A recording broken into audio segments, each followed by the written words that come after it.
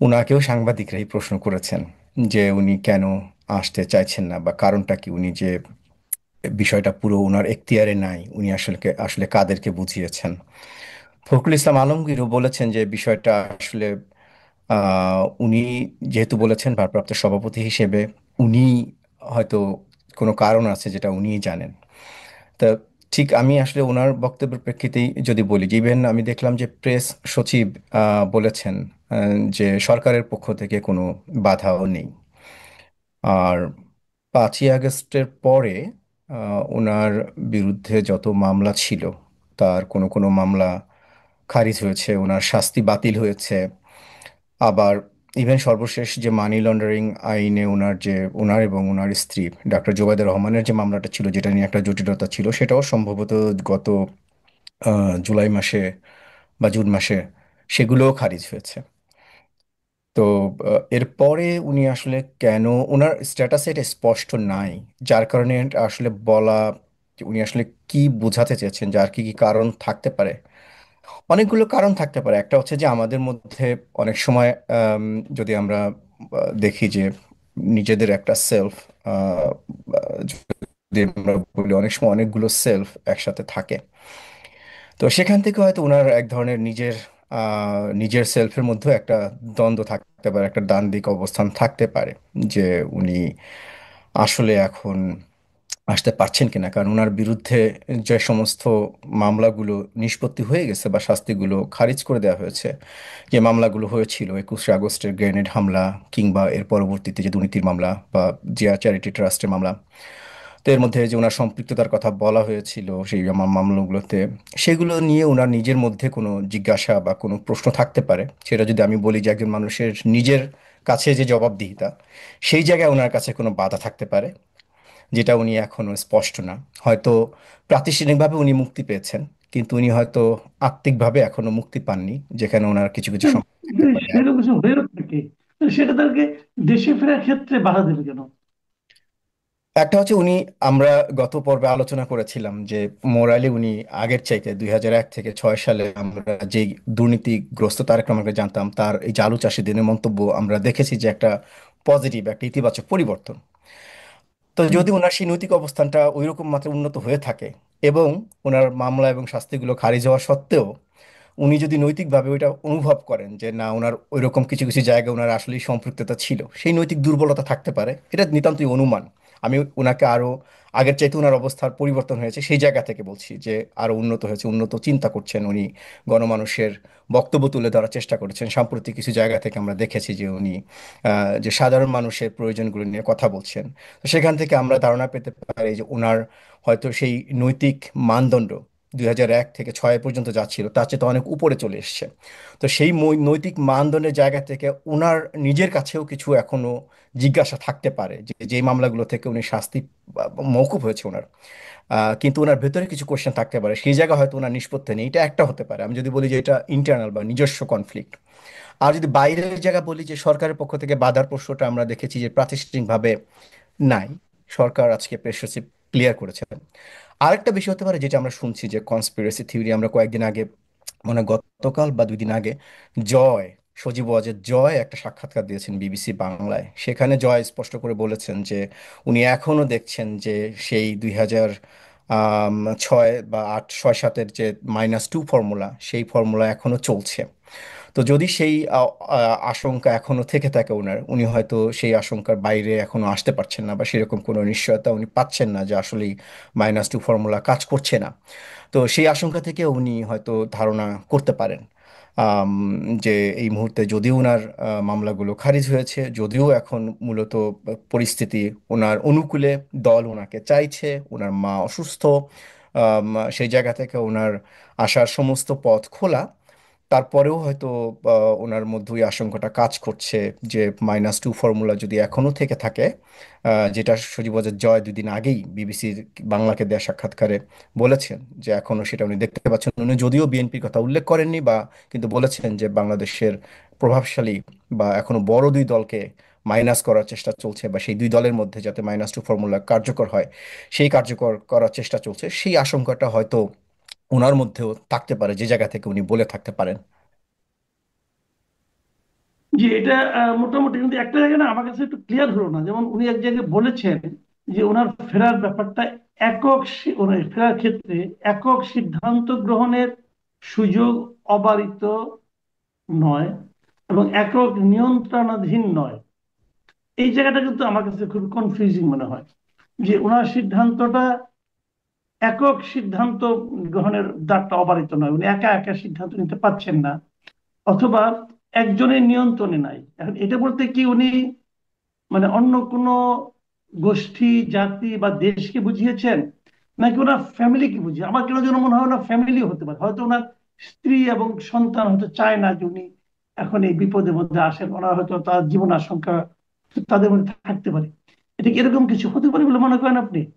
না, উনি আমার যেটা মনে হয়েছে উনি একক সিদ্ধান্তের বিষয় না বলতে আসলে এটা ওনার ইচ্ছা অনিচ্ছার উপরে নির্ভর করছে না বুঝিয়েছেন, যে উনি সেটা কি চাইলেই হতে এখন পারে? আসতে আর পারছেন না। কে একজন, আর কে বা কারা থাকতে পারে যার কারণে নাকি ওরা ইচ্ছা অনিচ্ছা তাদের উপর নির্ভর করবে? এখন পরিবার, যেটা আপনি বললেন যে পরিবারের আশঙ্কা থাকতে পারে, সেটাও আসলে পরিবারের আশঙ্কা না, সেটা হচ্ছে পরিস্থিতি, দেশে ফেরার পরে তার পরিণতি কি হতে পারে। তাহলে উনি এক হতে পারে যে এখনো উনি, সেটা একটু আগে আমি যেটা বললাম, যে উনি হয়তো এখনো ওই আশঙ্কা করছেন যে মূলত দল থেকে, বিএনপি থেকে যে আগের যে -2 ফর্মুলার বিষয়টি ছিল, সেই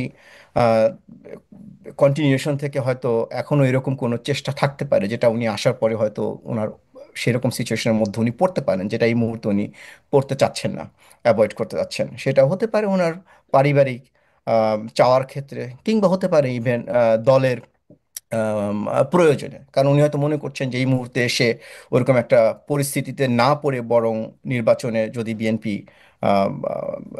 যেতে পারে, তখন হয়তো ওনার জন্য পরিস্থিতিটা আরো অনুকূলে আসবে। সেই জায়গা থেকে হয়তো ওনার আশঙ্কা উনি প্রকাশ করছেন।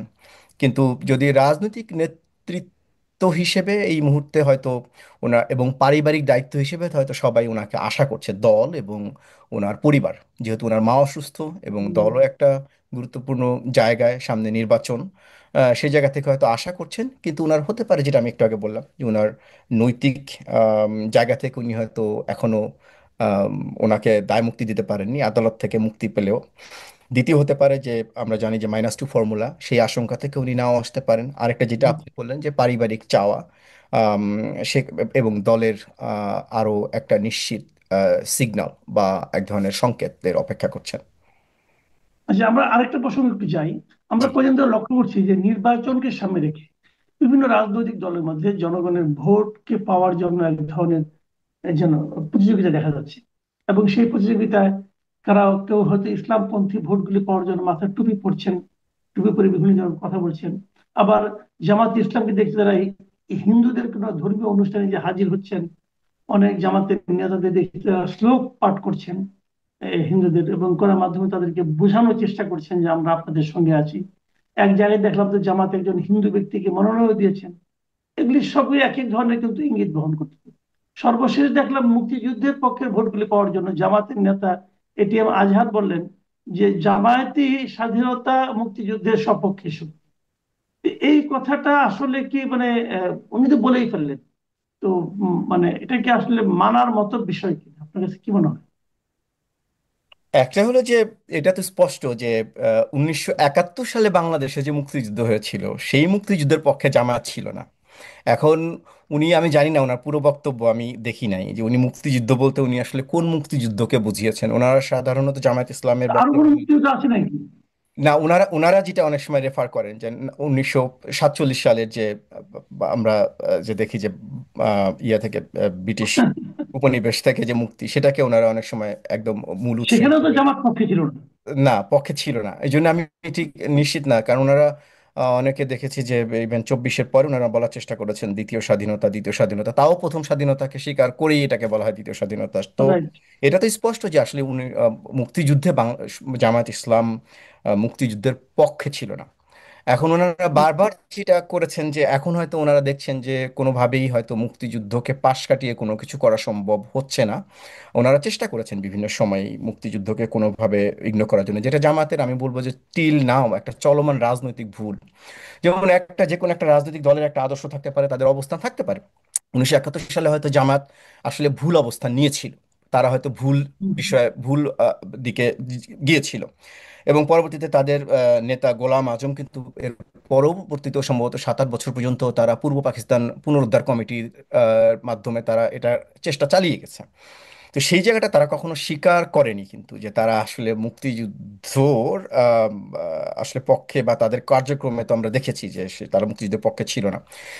সেটা বরং স্বীকার না করে এখন মুক্তিযুদ্ধের পক্ষে শক্তি দাবি করাটা, এটা আসলে সম্পূর্ণ আমি বলবো যে একটা মিথ্যা দাবি। বরং তারা যদি এটা করতো যে হ্যাঁ আমরা তখন আমাদের বলা যায় আমাদের দূরদৃষ্টি ছিল না, আমরা আসলে বুঝতে পারিনি, গণমানুষের চাওয়াটা আমরা বুঝতে পারিনি, আমরা পাকিস্তানের প্রতি এত অন্ধ ছিলাম, বা আমাদের একটা ধর্মীয় আদর্শগত জায়গা থেকে এত অন্ধ ছিলাম যে আমাদের সেই বিভাগটা আমরা বিভাজনটা আমাদের কাছে আসলে গ্রহণযোগ্য ছিল না। আমরা পক্ষ নিয়েছিলাম দুই পাকিস্তান এক থাকার, আমরা বাংলাদেশের স্বাধীনতা সংগ্রামের বিরুদ্ধে গিয়েছিলাম।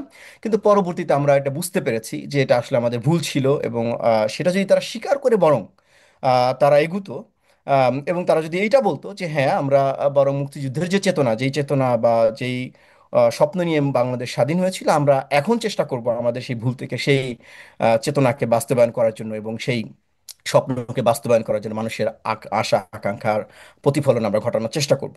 তাহলে আমার কাছে মনে হয় যে জামায়াতের বিরুদ্ধে যে বরাবরের যে অভিযোগ যে জামায়াত মিথ্যাচার করে বা মুক্তিযুদ্ধকে তারা কখনোই স্বীকার করতে চায় না, বরং মুক্তিযুদ্ধকে তারা সবসময় বিভিন্ন সময় অপমান করে। কয়েকদিন আগে দেখলাম তারা মুক্তিযুদ্ধে বাংলাদেশের পতাকা সম্ভবত কোথাও স্টেজে দিয়েছে, সেটা নিয়েও অনেক জায়গায় সমালোচনা দেখেছি যে তারা বাংলাদেশের পতাকাকে মূলত অবমাননা করেছে। তো সেই জায়গা থেকে তারা আরো বের হয়ে আসতে পারতো, কিন্তু এই ধরনের বক্তব্যের মাধ্যমে আমার ধারণা তারা মুক্তিযুদ্ধের পক্ষে শক্তি, তাতে জামাত নিজেরই নিজের ক্ষতি করছে। কারণ জামাতের ব্যাপারে অন্যান্য অনেক ব্যাপারে তাদের মতামতের ব্যাপারে অনেকে ইতিবাচক ধারণা তৈরি করতে পারলেও, কারণ তাদের মাঠ পর্যায়ে কাজ আছে, তারা অনেক সময় ঘরে ঘরে পৌঁছাতে পেরেছে তাদের বিভিন্ন ইয়ার মাধ্যমে।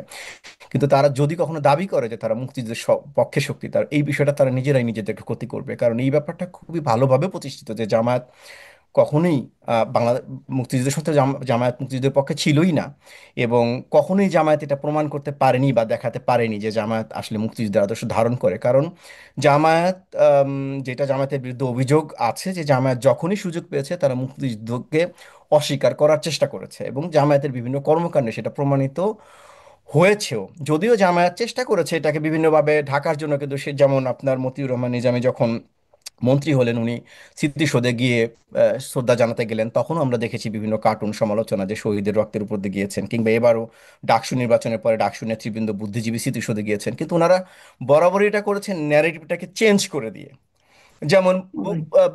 এই যে বুদ্ধিজীবী ইসে যে গেলেন ওনারা ওনারা আহ, আহ, তো সেখানে ওনারা বলার রায়বাজার। হ্যাঁ রায়বাজার, ওনারা বলার চেষ্টা করেছেন বুদ্ধিজীবীদের হত্যা করেছে আসলে কারা, এই ন্যারেটিভটাই চেঞ্জ করার চেষ্টা করেছেন। তো আমার কাছে মনে হয় যে এই জায়গায় যদি জামায়াত আরো সততার সাথে আগায় বা এগুতে পারতো, তাহলে আমার কাছে মনে হয় তাদের গ্রহণযোগ্যতা আরো বাড়তো। কারণ রাজনৈতিক ভুল অনেক বড় বড় রাজনৈতিক দলও করতে পারে, হয়ে যায়। তো সেই জায়গাটা যদি জামায়াত সেই ভুলটা স্বীকার করে এগুতো যে না, মুক্তিযুদ্ধে আমাদের আসলে অবস্থান ভুল ছিল কারণ আমরা বুঝতে ভুল করেছি, কিন্তু মুক্তিযুদ্ধে মানুষের যে আশা আকাঙ্ক্ষা ছিল, আমরা যেহেতু বাংলাদেশে দীর্ঘদিন ধরে রাজনীতি করে আসছি, আমরা এখন বোঝার চেষ্টা করছি এবং আমরা সেই অনুযায়ী সেটা প্রতিফলন ঘটানোর চেষ্টা করবো। আমার মনে হয় যে এটা বেশি আরো সৎ একটা Right. মন্তব্য হতো। আচ্ছা, আমি এখন এই শেষ প্রসঙ্গটা আসতেছি। এটা আপনার কাছ থেকে আমি আসলে একটা ডিটেল একটা উত্তরই চাই, এই কারণে যে আপনি নিজেও বিশ্ববিদ্যালয়ের শিক্ষক, কানাডার আপনি বিশ্ববিদ্যালয়ে পড়াচ্ছেন, আপনি অনেক ধরনের স্টুডেন্টকে হ্যান্ডেল করেন। তো আমরা এখানে দেখছি যে এই গত আন্দোলনটার পর, মানে 5ই আগস্টের পর থেকে যারা নিজেদেরকে জেএনজি বলছেন আর কি, এই যে প্রজন্মটা, সর্বশেষ প্রজন্মটা, এদের মধ্যে দেখছি যে এক ধরনের অশ্লীল গালাগালির একটা প্রবণতা। প্রতিবাদ করতে গেলে তারা কিছু এমন সবকিছু শব্দ উচ্চারণ করেন যেগুলোকে আমরা সাধারণত উচ্চারণই করতে পারি না, কিন্তু তারা অবলীলা এগুলি করেন। এবং এর পক্ষে বিপক্ষে নানা ধরনের কথা উঠছে, এবং যারা নাকি একটু সিনিয়র সিটিজেন যারা আছেন, যারা একটু আগের প্রজন্ম যারা আছেন, তাদের এটা নিয়ে খুবই হতাশা ব্যক্ত করেছেন এবং অনেক দুঃখিত হয়েছেন। নানা ধরনের কথা হচ্ছে।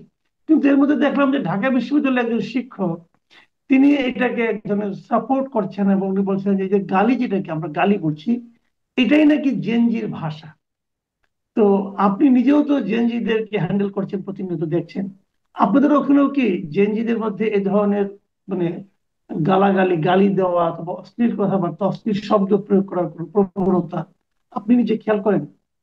হ্যাঁ, না, আমি খেয়াল করি, একটা পার্থক্য তো খেয়াল করি। যেমন এখানে এখন ইভেন জেনজি যারা মানে আমার ছাত্রছাত্রী, আমি বিভিন্ন সময় খেয়াল করেছি তাদের ইমেল শুরু হয় এরকম, হে, ইভেন তাদের হে আগে লিখতে হে প্রফেসর, বা এরকম আমরা যেরকম আগে লিখতাম, একটা সালাম দিতাম কিংবা একটা গুড মর্নিং গুড ইভিনিং বলে আমরা শুরু করতাম, তারপর আমাদের সমস্যাটা বলতাম। এখানে যেমন তারা শুরু করে hey, I will be absent today for example, এরকম হয়তো তারা বলে।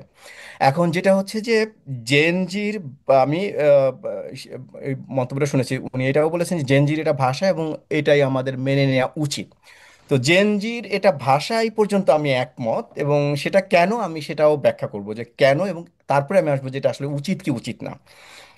জেনজিকে আসলে মেটাফরিক্যালি বলা হয় যে সাইবর্গ। সাইবর্গ হচ্ছে তারা যে যারা আপনার মূলত এখন আমাদের এই জেনারেশন, ডিজিটাল জেনারেশন, যে আমরা এত ডিজিটালি কানেক্টেড এবং তারা এত বেশি চ্যাটিং কালচারে অভ্যস্ত যে তাদের আসলে অত লম্বা সময় নাই যে পুরো বাক্যটা বা পুরো শব্দটা লেখার। তারা খুব সংক্ষেপে লেখে এবং তারা এমন কিছু স্ল্যাং ইউজ করে যে যেগুলো আসলে আমরা অভ্যস্ত না। তো সেই জায়গা থেকে তাদের ভাষা এবং যোগাযোগ আসলে সম্পূর্ণই আলাদা। আম, এবং সেটা মূলত ইন্টারনেট কালচারের কারণে, এবং তাদের মধ্যে একটা আইডেন্টিটি ক্রাইসিসও কাজ করে, কারণ তারা জিওগ্রাফিক্যালি স্পেশালি বাস করে এক জায়গায় ইন পার্সন, এবং কিন্তু তারা ইন্টারনেটের কল্যাণে তারা যেহেতু ডিজিটাল মিডিয়া ডিপেন্ডেন্ট, তারা আসলে তাদের বিচরণ সারা বিশ্বে। তো যার কারণে তারা এক ধরনের আইডেন্টিটি সংকটও তাদের মধ্যে থাকে। এখন যদি আমি আহ, সেটা আমি বলছি যে হ্যাঁ, এটা তাদের ভাষাটাই এরকম, এটা আসলে আনফর্চুনেটলি বা ফর্চুনেটলি যে দেবো না কেন, এরকম হয়ে গেছে। এখন প্রশ্ন হচ্ছে এটা উচিত কিনা। আমরা যদি এর ইয়েটা দেখি, ফলাফল দেখি যে অন্যান্য অন্যান্য বিশ্ব এটাকে কিভাবে দেখছে। আমি দুটো উন্নত দেশের উদাহরণ দেবো। একটা হচ্ছে ইংল্যান্ডে আমি 2024 সালের একটা রিপোর্ট দেখলাম, মার্চ মাসে, যে জেনজিরা কিন্তু কর্মক্ষেত্রে খুব ঝামেলা ইয়ে করছে, পোহাতে হচ্ছে। কারণ হচ্ছে তাদের ম্যানেজমেন্টের সাথে তাদের ঝামেলা হচ্ছে, কারণ তাদের এই ভাষা, বেশিরভাগ ম্যানেজমেন্টের ক্ষেত্রে তাদের অভিযোগ, ম্যানেজমেন্টের অভিযোগ হচ্ছে তারা কমিউনিকেশনে খুবই দুর্বল। আর জেনজির পক্ষ থেকে দাবি হচ্ছে যে তারা তো কাজটা ঠিকভাবে করছে, তাহলে তাদের কমিউনিকেশন ভাষা তাদের ম্যাটার করছে কেন। কিন্তু ম্যানেজমেন্টের ক্ষেত্রে বলা হচ্ছে যে তারা তো কি করতে চায় বা কিভাবে করতে চায় সেই বিষয়টা কমিউনিকেটই করতে পারছে না, তাহলে তারা কি কাজ করছে না করছে সেটা তো পরের ধাপ। আবার অস্ট্রেলিয়ার দিকে যদি তাকাই, আমি জাস্ট কয়েকদিন আগে আমি দেখলাম অস্ট্রেলিয়া কিন্তু আপনার 16 বছরের নিচে সোশ্যাল মিডিয়া বন্ধ করতে যাচ্ছে, যে এরা সোশ্যাল মিডিয়া ব্যবহার করতে পারবে না। কারণ কি, যে এটা এমনভাবে অ্যাফেক্টেড হচ্ছে এই জেনারেশন, ইয়াং জেনারেশন, কারণ ডিজিটালি এত অ্যাফেক্টেড। তো বেসিক্যালি এই যে জেনজি যদি আমি বলি যে তাদের কাছ থেকে শুরু হচ্ছে মানুষ, মেটাফরিক্যালি আসলে তারা আসলে সাইবর, তারা কিন্তু আসলে হিউম্যান থাকছে না, কারণ তাদের অ্যাপ্রোচ, তাদের ওয়ে, তাদের কমিউনিকেশন সবকিছু ডিজিটাল ওয়ার্ল্ড এবং ইন্টারনেট দ্বারা নিয়ন্ত্রিত হচ্ছে, প্রভাবিত হচ্ছে, এবং যার কারণে তারা আসলে কোনো একক, তারা জানেও না যে আসলে তারা কোন আদর্শের জন্য কাজ করছে, তারা জানেও না যে তারা আসলে তাদের লক্ষ্যপথ কি। তারা এত বেশি ইন্টারনেট নির্ভর, এত বেশি তাদের, হ্যাঁ এটা ঠিক যে পুরো বিশ্ব তাদের জন্য ওপেন হয়ে গেছে, উন্মুক্ত হয়ে গেছে, আগের চাইতে হয়তো তাদের জানার স্কোপ বেড়ে গেছে, কিন্তু সেটা এতটা ইন্টারনেট নির্ভর এবং কোনো রকমের ফিল্টারিং ছাড়া হচ্ছে যে তাদের মধ্যে ওই আম, যে আহ, কিছু আমি যে বলবো যে আহ, যে সেই নীতি নৈতিকতার জায়গাটার কোনো ব্যারিয়ার থাকছে না, যেটা একটা নির্দিষ্ট সমাজে বসবাস করলে, একটা সংস্কৃতির মধ্যে থাকলে যে ব্যারিয়ারটা থাকে, বা একটা সেই ব্যারিয়ারটা ভেঙে যাচ্ছে। এখন উচিত অনুচিতের প্রশ্নে আমরা বিভিন্ন বিশ্বের রিয়াকশন থেকে আমরা দেখছি তারা কিন্তু ভালোভাবে নিচ্ছে না। হয়তো বিভিন্ন উন্নয়নশীল দেশে তারা বড় বড় পরিবর্তন ঘটিয়ে ফেলছে, কারণ হচ্ছে যে যেহেতু তারা মিডিয়া এবং মিডিয়া নির্ভর সমাজ। কিন্তু আমরা উচিত অনুচিত প্রশ্নে বিভিন্ন দেশের রিয়াকশনে কিন্তু আমরা ভিন্ন দেখছি, তারা কিন্তু সেভাবে ভালোভাবে